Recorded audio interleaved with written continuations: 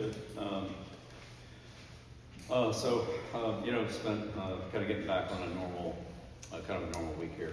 Playing Saturday to Saturday, so it's good to be on a regular season kind of routine here, and hopefully that'll make it a productive week for us all the way around, coaches, players, film study, preparation, meetings, all the above. So, all looking forward to this week and all ready to start it. I feel like we're on a good schedule here. Richmond's an impressive team to watch. Coach Huseman's done a good job there, and they have a very, experienced staff on the offensive side of the ball, of course, with Russ and his son Jacob, and Coach Wood, Coach Anthony on defense, special teams. They're very sound. They haven't given up in really hardly any big plays defensively. Done a good job in the kicking game, made some plays. They're a good return team. They tackle well, and offensively they have a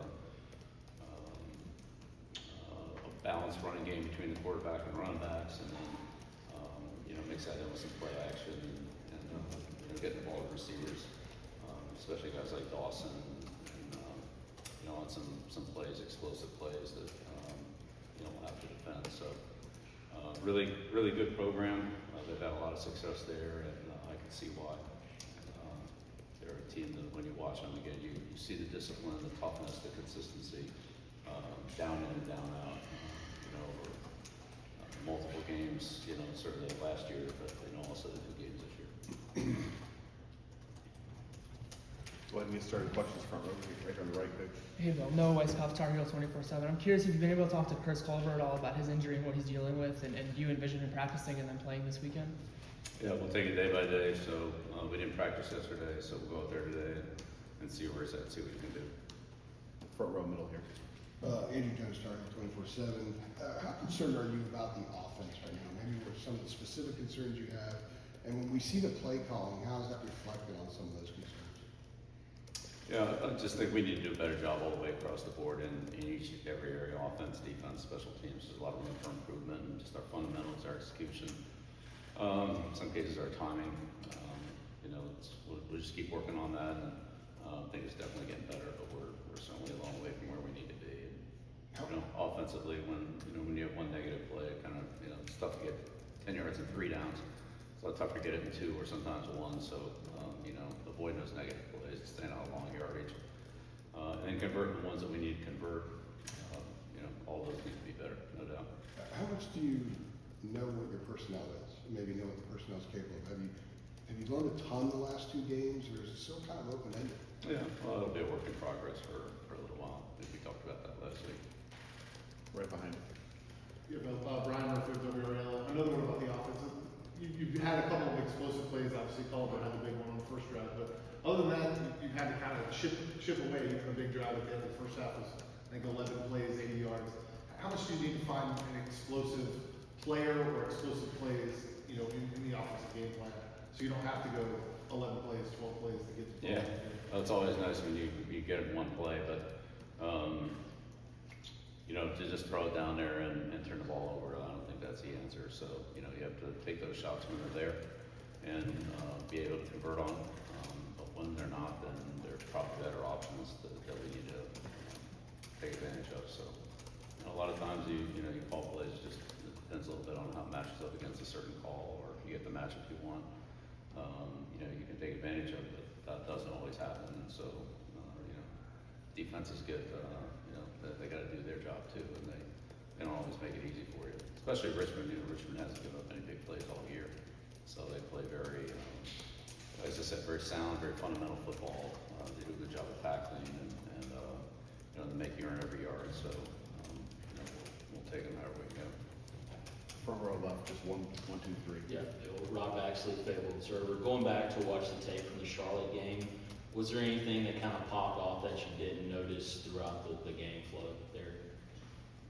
No, I think that there was some frustration that we weren't more consistent in our execution in all 3 phases, and we had some things that were really within our control that we could have done a better job of, and so we'll work on those and see if we can eliminate that both on the coaching end and on the playing end, and just have more efficient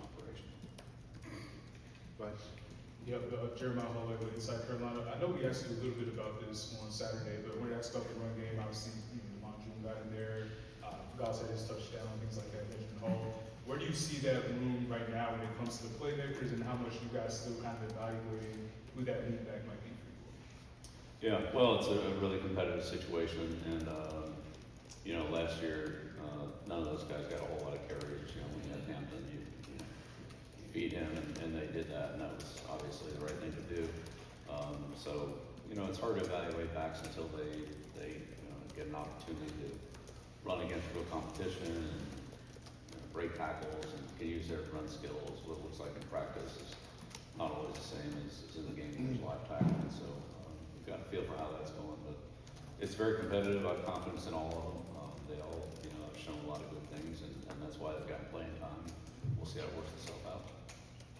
On the left. Adam Smith in South Carolina. Bill, with Bryce Yates, he seemed like an important addition for you guys out of the portal when you got him. Mm-hmm. He's obviously been out. When do you expect him back? And is this an issue where it's hard to put a timetable on it? It's definitely hard to put a timetable on it. It's I know that he's working hard to be back, and I know that our medical staff is doing the same thing.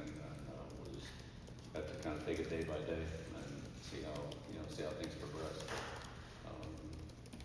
When he's ready, he'll be ready, and I know he's doing everything he can to be ready, but it just hasn't been cleared yet. Second row here in the middle. Tom Ashley in South Carolina. Coach Belichick, when you were evaluating guys, you mentioned it just a second ago, but if you could expound on the level of competition, somebody having success against a Charlotte player versus having success against TCU. How do you and your staff sort of evaluate that when determining, okay, this guy should get more reps, this guy should play more? Right. Well, again, we can't really control who's on the other side of the ball. Whoever's there is there. We can't do anything about that. I think the big thing we look for is just the execution that our players are doing. Are they running the route at the right depth? Are they using the proper technique to get open? Are they blocking with proper leverage and hand placement and so forth? Are they defeating blocks or covering receivers the way they need to? It could look okay in a certain situation, but it's really not, because it's not being done fundamentally properly, and eventually that's going to get exposed. So we're just really working hard to get better every day at everything we do. And, there's certainly been a lot of improvement, but we're not where we need to be, and consistency is a big part of it. And so we'll continue to grind away and work on that. There's no real shortcut to it. But sure, competition is definitely a factor, but we can only control what we can control. But I think we're doing things right, then we'll be able to compete against good competition. If we don't do them right, then it doesn't really matter probably much of who we're against, so we're gonna have some problems. Right next to him, coach. Second row. Hey, Bill, Nathan with the Target Sports Network. I want to ask you about your red zone defense. I think your opponent's been inside 28 times this year. You forced 2 turnovers and only allowed 1 touchdown. What do you feel like this team needs to keep doing if field shrinks to be successful? Well, I think that's going to vary from team to team. We'll see. How it goes this week. Certainly, Wickham's had a lot of success down there. The running quarterbacks, it kind of gives you an extra gap. It's like a wildcat play where they have an extra gap that you have to defend because there's no handoff. The quarterback can run the ball, or he can't hand it off. We have to defend both. But they'll be challenging to run a game against them. But whatever.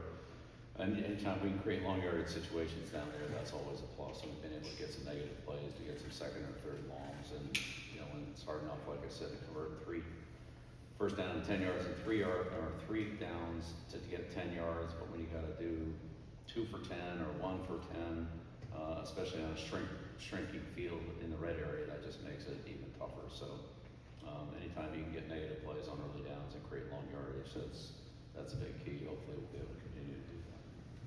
Right here on the right, coach.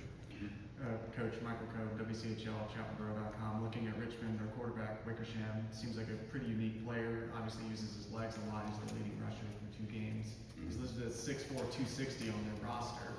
How do you go about scouting for a player like that who has a unique body type for the quarterback competition? or quarterback position? Yeah, I mean, it's kind of like a Ben Roethlisberger looking guy. I mean, he's really big, and you know he's strong. He's a physical runner. He's got stiff arm, long arms, tough guy to tackle, and he's a good downhill runner. So he doesn't shy away from contact. You gotta bring him down. So that'll be a big challenge for us, no doubt about it. They have a lot of other explosive players too, and that gives them a good balance where they can get the ball outside. They're skilled players, they're running backs, and then he carries it. And I'd say the other thing that's impressive about Richmond is the receivers. They do a great job blocking. And so a lot of times you count on those secondary players to be able to come up and get involved in the run force. They make it really hard for you to do that. They do a great job blocking. Again, the team's very well disciplined and tough. They're physically tough. So that'll be a big challenge for us.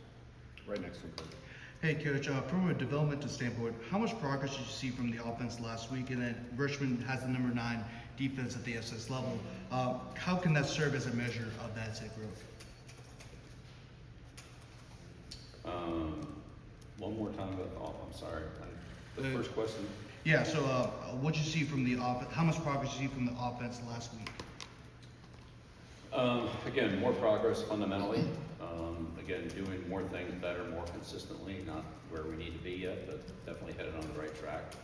It was a short week. We didn't have a lot of contact work. A lot of it was just kind of a carryover from the TCU game, trying to get ready and get back going again. Hopefully this week with a little more preparation time and fundamental work, we'll be able to continue to make strides there. But that's up to us. We still have to do it. But I did think we made some progress, but hopefully we need to make more, and we need to have more consistency in all 3 areas. But certainly on offense, that's a big key for us is our timing, our execution, and our fundamental play. Shelby, go ahead. Shelby Swanson with the News and Observer, talking to some of the special teams players today, obviously position group that you're particularly fond of.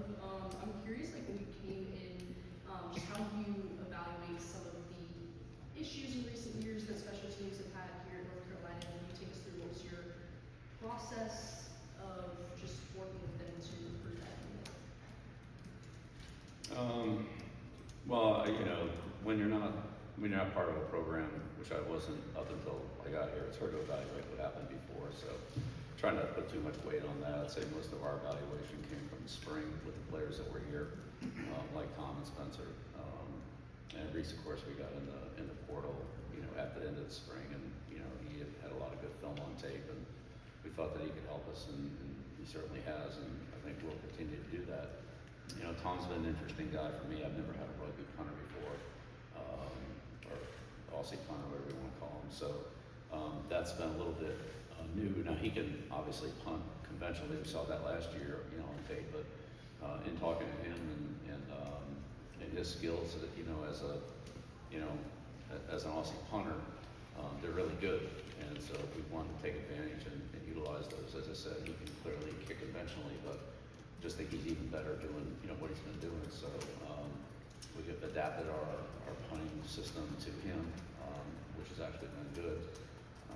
He's done a great job, and we've covered it well. Had a lot of return yards, and so we've been able to, handle the field position there when we've operated it cleanly like we want to. I'm not saying it's been perfect. I'm not saying that, but it was, it's been interesting to do that. I think it's worked out pretty well. I said Reese has kicked the ball well, and Spencer's done a nice job. We've adjusted a couple things with him in terms of his blocking and things like that maybe a little bit different than what he's done in the past, and he's done a great job on that too. So all 3 of those guys really helped us, in the Charlotte game with the field position, scoring, and putting the offense and defense in good situations. 2 more here, front row and then second row. Mario Bynum, Torville Tribune. Obviously, you played a lot of running backs. Is that because one guy hasn't stood out above the others, or is it just a coaching philosophy of playing a lot of running backs? I know you played a lot of running backs in the NFL, and if it's the latter, what do you see the advantages of going at it that way? Yeah, again, none of those players really had very many carries going into the year, and they've gotten some in the early part of the season, so we'll see how that goes. I've always said if Jim Brown was my running back, I would leave him in the game on every play. I'm not looking for everybody else. So, and they kind of did that with Hampton here last year, which again, I can certainly understand. I mean, he's a great player, but, you know, we've given these, the players a chance and, you know, we'll continue to evaluate them, but, you know, we'll see how it turns out, but they're, you know, I think they're all capable. They've all shown some good things and flashes, and I have confidence in all of them. And we'll see how the competition plays out. You know, we've had 2 games, and, you know, I think there's some things that have gotten better as you get more game experience and live looks at things, and so we'll, you know, take it from there. But I have confidence in all those players. But didn't you do that a lot in the NFL, play a lot of running backs? Well, again, I said if I had Jim Brown, I'd play Jim Brown, but I had Barry Sanders, I'd play Barry Sanders. But, you know, sometimes there are players that have similar levels of ability, but maybe different skills.